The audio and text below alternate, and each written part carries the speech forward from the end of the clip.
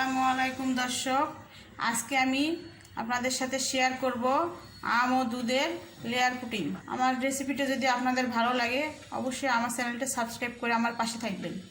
1 cup নিয়ে নিছি আমের পিউরি,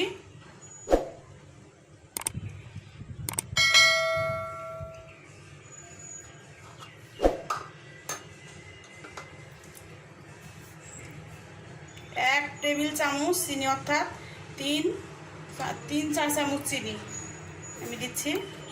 মিষ্টিটা আপনারা আপনাদের স্বাদ মতো দিতে পারবেন। আর 1 চা চামচ দিয়ে দিচ্ছি আগার আগার পাউডার।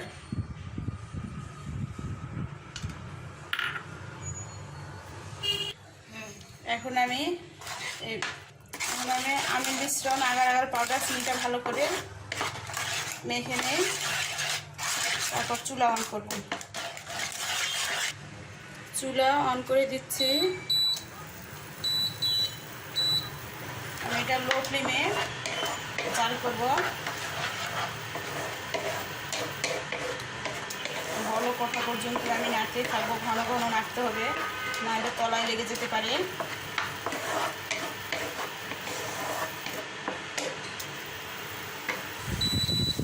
এই তো হয়ে গেছে আমার পিউরিটা। এখন আমি চুলা বন্ধ করে দেব। বাটিটাতে আমি একটু ঘি মেখে নিছি, হালকা ঢালা যেন সুবিধা হয় এই জন্য।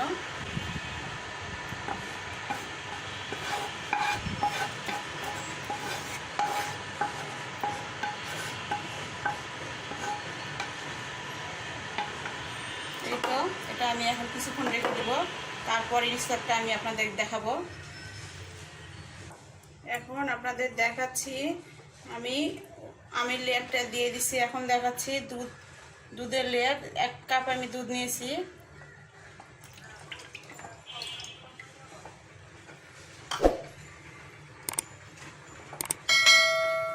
আর 1 টেবিল চামচ, অর্থাৎ 3-4 চামচ চিনি।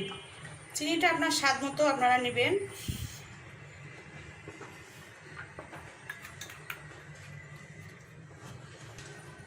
এখানে 1 চা চামচ আগার আগার পাউডার আমি একটু পানি দিয়ে গুলে দিয়ে দিব। এটা ঠান্ডা পানি, গরম পানি দিয়ে দেওয়া যাবে না, জমে যাবে।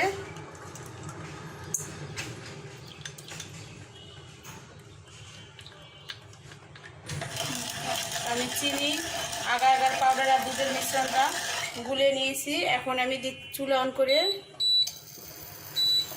লো মিডিয়ামে দিয়ে রান্না করব।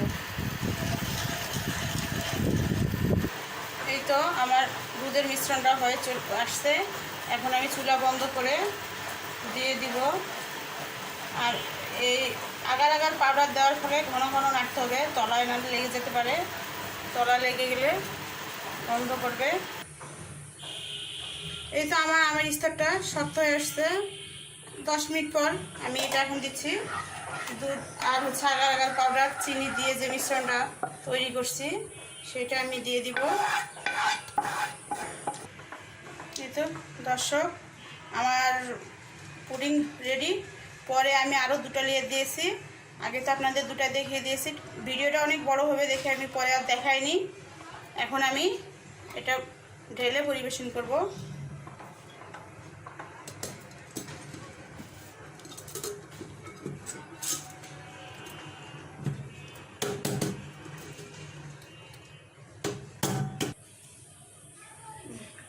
এই তো আমি ঢেলে দেখালাম।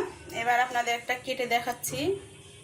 এই তো আমার আম দুধের পুডিং ডেজার্ট রেডি। আপনারা এইভাবে বানাবেন, খেতে অনেক মজা। আর আমার রেসিপিটা যদি আপনাদের ভালো লাগে তাহলে অবশ্যই আমাকে একটা লাইক দিবেন, সাবস্ক্রাইব করবেন এবং শেয়ার করবেন। আমার পাশে থাকবেন। ভালো থাকবেন, সুস্থ থাকবেন। আসসালামু আলাইকুম।